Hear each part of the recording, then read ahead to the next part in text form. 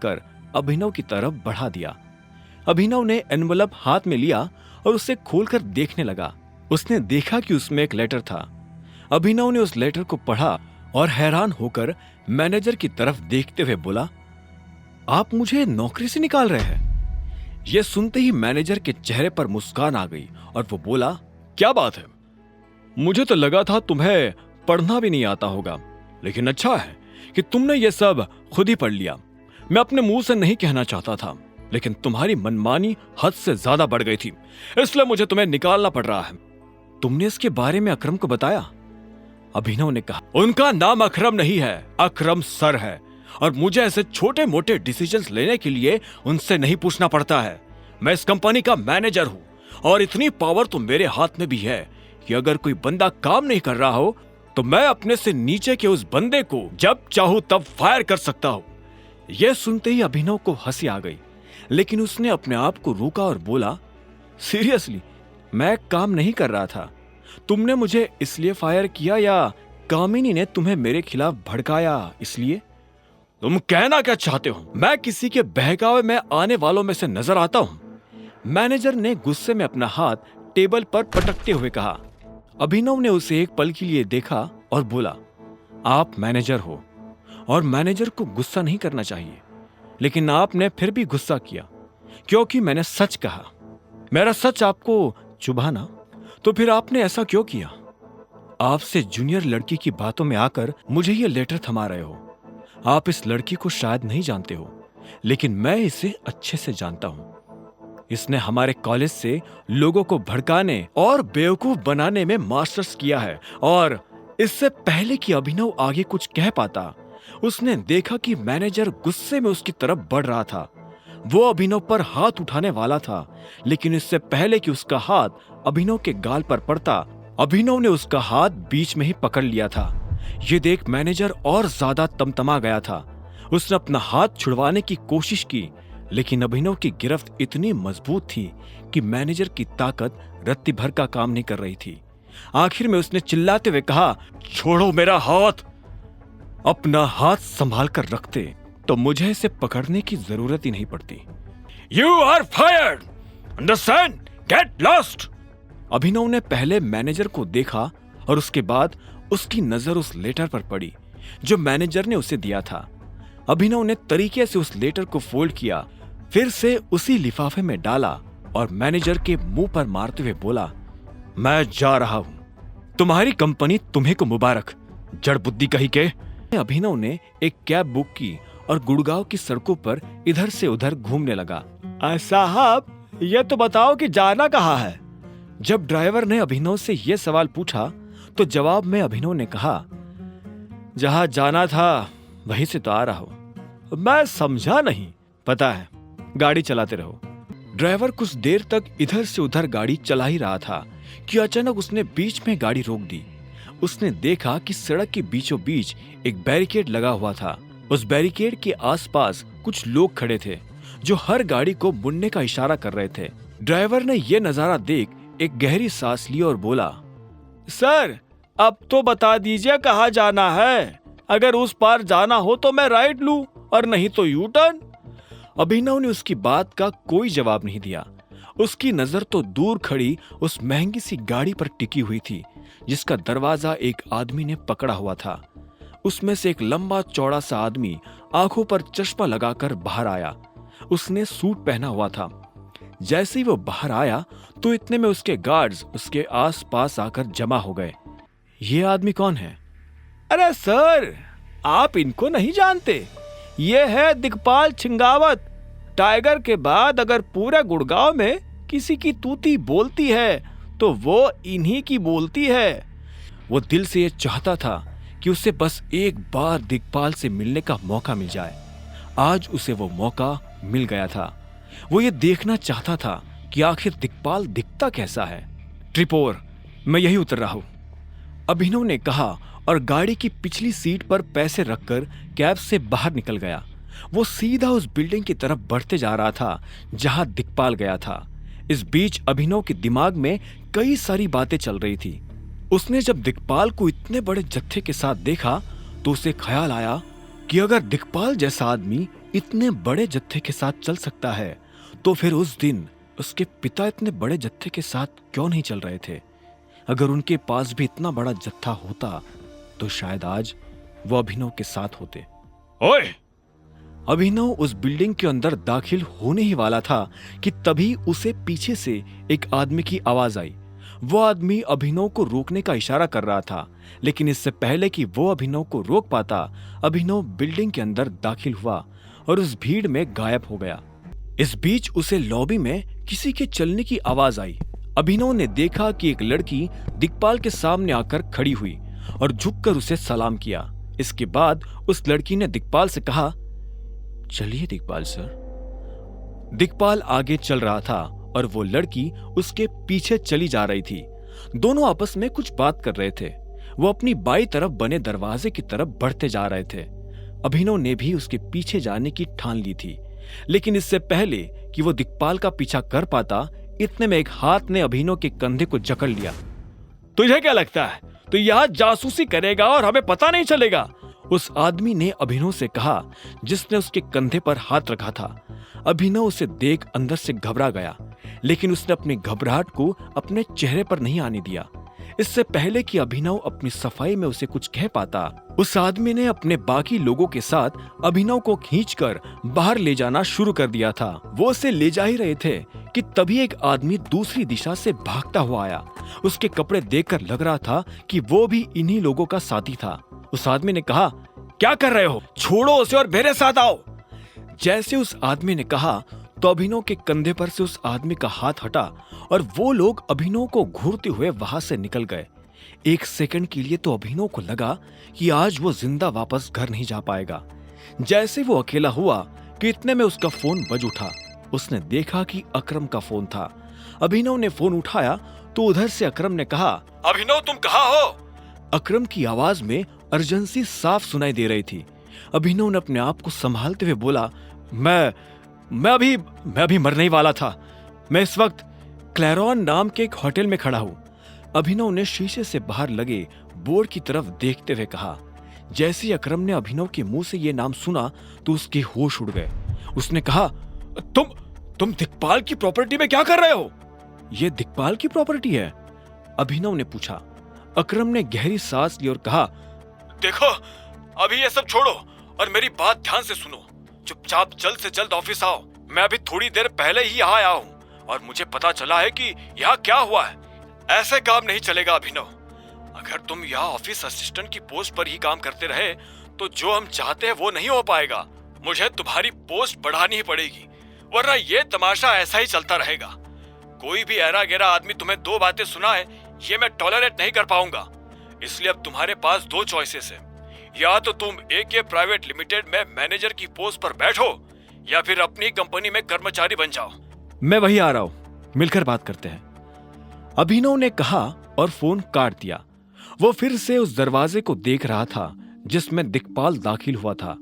अभिनव का मन तो कर रहा था कि वो सीधा उस दरवाजे में घुसकर दिक्पाल को देख ले, लेकिन उसने अपने आप को रोका और वहां से निकल गया। कुछ देर के बाद वो एके प्राइवेट लिमिटेड के ऑफिस पहुंच चुका था।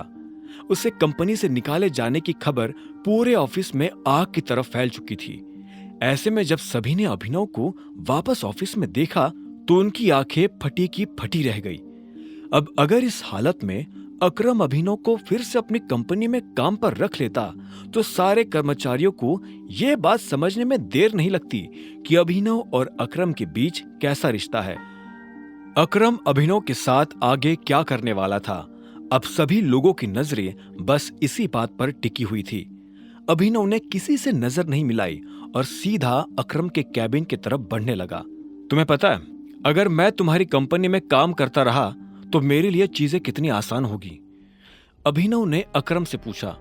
वो अकरम के कैबिन में लगे सोफा पर बैठा हुआ था। अकरम ने कहा, मैं जानता हूं, मैंने खुद इस बारे में बहुत सोचा, लेकिन मैं ये भी नहीं देख पाऊंगा कि कोई साधारण सा मैनेजर तुम्हारी इंसल्ट करे। मैं सभी को ये जता देना चाहता हूं कि तुम कोई आम एम्प्लॉय नहीं हो। अकरम की आवाज में उसका दर्द साफ झलक रहा था।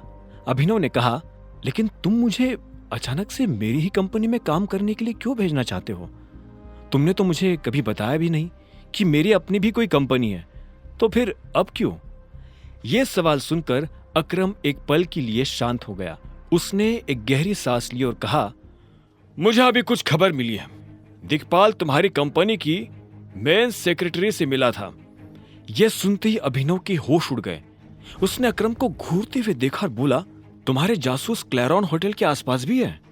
हाँ, मैं बस यही पता करने की कोशिश कर रहा हूँ कि हमारे ग्रुप में असली भेड़िया कौन है, और मुझे लगता है कि दिक्पाल भी यही कर रहा होगा। मैं दावे के साथ तो नहीं कह सकता, लेकिन मुझे लगता है कि तुम्हारी कंपनी की मेन सेक्रेटरी की दिक्पाल के साथ मिली भगत है। यह सुनते ही अभिनव हैरान हो गया। अब आगे क्या होने वाला था? क्या अकरम का अंदाजा सही निकलेगा? क्या सच में अभिनव के अपने उसे धोखा दे रहे थे? क्या करने वाला था अभिनव इस हालत में? अभिनव ने जब अपनी ही कंपनी की सेक्रेटरी के बारे में इस तरह की बात सुनी तो वो हैरान हो गया। उसने अकरम से पूछा, क्या उसे हमारे माफिया ग्रुप के बारे में पता है? नहीं, वो हमारे ग्रुप के बारे में कुछ नहीं जानती।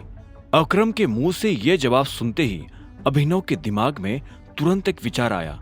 उसने कहा, चीजें हद से ज्यादा बिगड़ जाए उससे पहले अच्छा यही होगा कि मैं अपनी ही कंपनी में काम करना शुरू कर दूं। बाहर वालों को यह खबर नहीं लगनी चाहिए कि हम दोनों के बीच में क्या रिश्ता है। जब तक मैं उस जासूस को और अपने पिता के कातिल को नहीं पकड़ लेता, तब तक मुझे यह करना ही पड़ेगा। अकरम ने उसकी बात सुन एक गहरी सांस ली और कहा, ठीक है तो फिर जैसा तुम्हें सही लगे, लेकिन फिर भी मैं उस मैनेजर को तो जॉब से निकालने वाला हूं। उसे तुमसे इस तरह से बात नहीं करनी चाहिए थी। लेकिन मुझे एक बात समझाओ, क्या दिक्पाल इतना बड़ा बेवकूफ है कि वो दिन दहाड़े मेरी सेक्रेटरी से मिल रहा है? उसके दिमाग में भी तो ये बात होगी ही ना कि कोई उसे देख रहा है। कहीं ऐसा तो नहीं कि उसने जानबूझकर ये सब किया? अगर ऐसा होता तो वो रानी से क्यों मिलता? रानी? अरे तुम्हारी सेक्रेटरी। अब बातों बातों में मैं उसका नाम तुम्हें बताना ही भूल गया, अकरम ने कहा। अभिनव ने हाँ में सिर हिलाया और अकरम ने आगे कहा, हाँ, तुम जो कह रहे हो वो सुनने में सही लग रहा है, लेकिन सवाल फिर से वही खड़ा होता है कि अगर उसे ये सब पता था तो फिर वो रानी से क्यों मिल रहा था? मुझे जो जवाब समझ में आता है वो ये है कि हो सकता है कि दिक्पाल रानी को पहले से जानता हो। अभिनव को अचानक से याद आया कि अनन्या किसी भी वक्त उसे यहाँ लेने आ सकती है। उसने घड़ी देखी और उसके बाद फिर से अकरम की तरफ पलटते हुए बोला, जो भी हो, लेकिन उसने आज जो किया उसके पीछे उसकी मंशा कुछ और है। अगर ये कोई नॉर्मल मुलाकात होती तो वो दिन में तो रानी से नहीं मिलता, वो उसे रात में ही बुलाता, और वो भी गुड़गांव में नहीं, कहीं और। कहीं कुछ तो गड़बड़ है। मुझे पता नहीं क्या, लेकिन कुछ तो है जो ऑफ है। हो सकता है कि उसने ये सब सिर्फ हमें दिखाकर उलझाने के लिए किया हो, अकरम ने कहा। अब उसे भी अभिनव की बात में दम लगने लगा था। अभिनव ने कुछ नहीं कहा। वो पलटकर खिड़की की तरफ देखने लगा। तभी उसकी नजर नीचे सड़क पर पड़ी। एक गाड़ी AK प्राइवेट लिमिटेड के ऑफिस की तरफ बढ़ी चली आ रही थी। कुछ देर के बाद वो गाड़ी रुकी और अनन्या उसमें से बाहर निकल आई। अनन्या को देखकर अभिनव के चेहरे पर मुस्कान आ गई थी। वो फिर से अकरम की तरफ पलटा और बोला, शायद वो हमें यह सोचने पर मजबूर करना चाहता है कि जासूस रानी है, लेकिन जासूस रानी नहीं है, कोई और है। और वो जो भी है मेरी नजर से ज्यादा दिन तक बच नहीं पाएगा। रही बात नौकरी की, तो मैं चलता हूं बॉस, मुझे दूसरी कंपनी में नौकरी मिल गई है। जैसे ही वो बाहर आया तो इतने में कामिनी भागते हुए उसके पीछे से आई और उसके सामने आकर खड़ी हो गई। अभिनव देख पा रहा था कि उसके चेहरे पर एक बड़ी सी मुस्कान थी। मुस्कान के पीछे की वजह समझने में अभिनव को ज्यादा देर नहीं लगी और उसने कहा, कॉन्ग्रेचुलेशंस। कामिनी उसकी बात सुनकर जोर से हंसी और बोली, मुझे पता नहीं था कि मुझे ये खुशी इतने जल्दी नसीब हो जाएगी। मुझे नहीं लगा था कि तुम इतनी आसानी से मेरा पीछा छोड़ दोगे। अभिनव ने उसकी बात का कोई जवाब नहीं दिया। वो भी बस कामिनी के साथ मुस्कुरा रहा था। इतने में कामिनी उसके पास आई और बोली, लेकिन मुझे अभी भी एक बात समझ में नहीं आ रही है।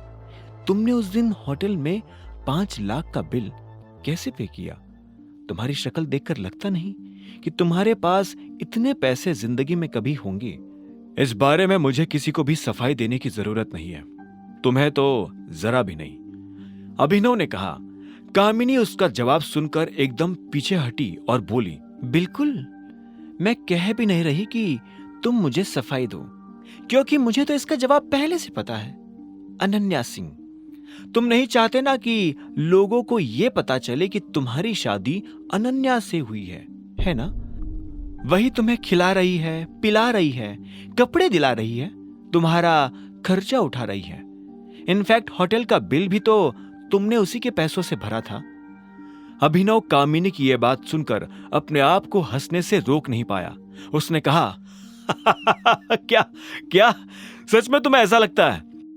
अभिनव हंसते जा रहा था। उससे हंसता देख कामिनी भी मुस्कुराई और बोली, पीछे देखो, वो तुम्हारा इंतजार कर रही है।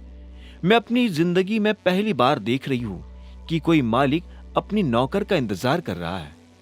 मालिक को ज्यादा इंतजार करवाना भी किसी बदतमीजी से कम नहीं होता है। इसलिए जाओ, वरना उस कंपनी से भी निकाल दिए जाओगे। इतना कहते ही कामिनी फिर से अंदर जाने लगी थी। सिर्फ कामिनी के मन में ही नहीं, सभी के मन में यही गलतफहमी थी कि अभिनव का सारा खर्च अनन्या उठाती है। पर अभिनव अपना सच जानता था, इसीलिए उसने कामिनी की बातों को अपने मन पर से झाड़ा और मुस्कुराते हुए अनन्या की तरफ बढ़ने लगा। हेलो, अभिनव ने अनन्या से कहा। अनन्या ने उसे 1 सेकंड के लिए देखा और फिर गाड़ी की चाबी उसकी तरफ उछाल दी। अभिनव ने उसे देखा, फिर चाबी को देखा और फिर से अनन्या को देखते हुए बोला, यह किस लिए? प्लीज, ये एक्सपेक्टेशन तो बिल्कुल मत रखना कि मैं गाड़ी चलाकर तुम्हें घर ले जाऊंगी। ये काम पति करे तो ज्यादा ठीक है। वैसे भी पतियों को ये काम करने में बड़ा गुरूर महसूस होता है। जो पति ये काम नहीं करता वो पति होने के लायक ही नहीं होता है। इसलिए अब बताओ कि गाड़ी चला रहे हो या मैं अकेले ही घर चली जाऊं? अनन्या का गुस्सा अभी भी ठंडा नहीं हुआ था। सुबह के बाद अभिनव को लग रहा था कि वो शांत हो गई होगी, लेकिन वो अभी भी गर्म तवे की तरह जल रही थी। इससे पहले कि अभिनव आगे कुछ कह पाता, अनन्या पैसेंजर सीट पर आकर बैठ गई थी। अभिनव ने एक गहरी सांस ली और वो खुद भी ड्राइवर सीट पर जाकर बैठ गया था। उसे पक्का पता था कि अनन्या के सामने भी लोग अभिनव के बारे में बात कर रहे होंगे। उन लोगों को यह नहीं पता था कि अनन्या अभिनव की पत्नी है। ऐसे में वो जैसे ही गाड़ी में बैठा तो अनन्या ने उससे पूछा, अब तुमने इस बार क्या किया अकरम सर के साथ? क्यों निकाला उन्होंने तुम्हें नौकरी से? अभिनव महसूस कर रहा था कि अनन्या गुस्से में अंदर तक जल रही थी। इससे पहले कि अभिनव उसकी बात का जवाब देता, खुद अनन्या ने कहा, तुम्हें क्या लगा था वो हर बार तुम्हें फेवर करेंगे? तुम गलत पर गलत करते जाओगे और वो तुम्हें माफ करते जाएंगे। भूलो मत, तुम उनके दोस्त के नहीं, उनके ड्राइवर के बेटे हो। अनन्या के मुंह से यह सुनते ही अभिनव उसकी तरफ देखने लगा था। अनन्या ने उसे फिर से सामने देखने का इशारा किया। अभिनव ने जैसे ही सामने देखा तो इधर से अनन्या ने कहा, मुझे सच में तुम्हारी वजह से शर्म आ रही है, क्योंकि तुमने तो अपनी शर्म बेच दी है। कोई इतना केयरलेस कैसे हो सकता है कि एके प्राइवेट लिमिटेड की नौकरी छोड़ दे? तुम अकरम सर को इतना टेकन फॉर ग्रांटेड कैसे ले सकते हो? अभिनव से अब सुना नहीं जा रहा था। उसने एक गहरी सांस ली और बोला, एक पति होने के नाते तुम्हारी रिस्पेक्ट को बचाने के लिए मैं जो बेस्ट कर सकता था मैंने वो किया, और तुम उल्टा मुझे ही सुना रही हो। सीरियसली? सुनाओ नहीं तो क्या शाबाशी दूं? मजाक चल रहा है यहां पर? अगर तुम्हें लग रहा है कि अब तुम जो करोगे वो मैं चुपचाप झेलती रहूंगी तो तुम गलत हो। याद रखना, मेरे पास अभी भी बहुत से लड़के हैं जो लाइन लगाकर खड़े हैं, जो तुमसे कई गुना ज्यादा कैपेबल हैं। अगर मैं किसी तरह से टाइम को रिवाइंड कर पाती तो उस रात मैं उस होटल में जाती ही नहीं, और अगर जाती भी तो सिंगल बेड वाला कमरा बुक करती। I hate double beds just because of you. तुमने मेरी जिंदगी बर्बाद कर दी है। यह सुनते ही अभिनव ने फिर से अनन्या को देखा और बोला, जिंदगी मेरी भी बर्बाद हुई है। अच्छा, कैसे हुई तुम्हारी जिंदगी बर्बाद, जरा बताना।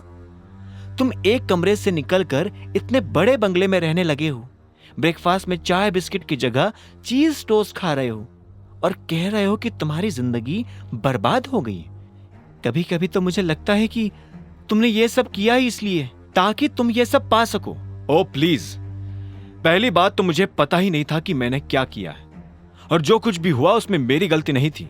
I was drunk. यह सुनते ही अनन्या अभिनव को देखने लगी थी। उसकी आंखों में फिर से वही गुस्सा जाग गया था जो थोड़ी देर के लिए सोया हुआ था। इससे पहले कि अभिनव आगे कुछ कहता, उसने चिल्लाते हुए कहा, सामने देखो। अभिनव ने सामने देखा तो पाया कि एक गाड़ी उसकी दिशा में बढ़ती चली आ रही थी। इससे पहले कि अभिनव अपनी गाड़ी का ब्रेक लगाता, सामने वाले ने अपनी गाड़ी रोक दी। उस गाड़ी का दरवाजा खुला और उसमें से एक लड़का बाहर निकल आया। यह लड़का और कोई नहीं बल्कि चिराग था। उसके चेहरे पर एक सुंदर सी मुस्कान थी। उस मुस्कान के साथ वो अनन्या और अभिनव की तरफ बढ़ा चला आ रहा था। अभिनव को समझ नहीं आ रहा था कि चिराग ने उन्हें इस तरह से रास्ते में क्यों रोका था। अब आगे क्या होने वाला था? आगे की कहानी जानने के लिए देखें अगला एपिसोड सिर्फ पॉकेट एफएम के यूट्यूब चैनल पर, और द रिटर्न ऑफ टाइगर के सारे एपिसोड्स को सुनने के लिए डिस्क्रिप्शन में दी लिंक से डाउनलोड करें पॉकेट एफएम ऐप।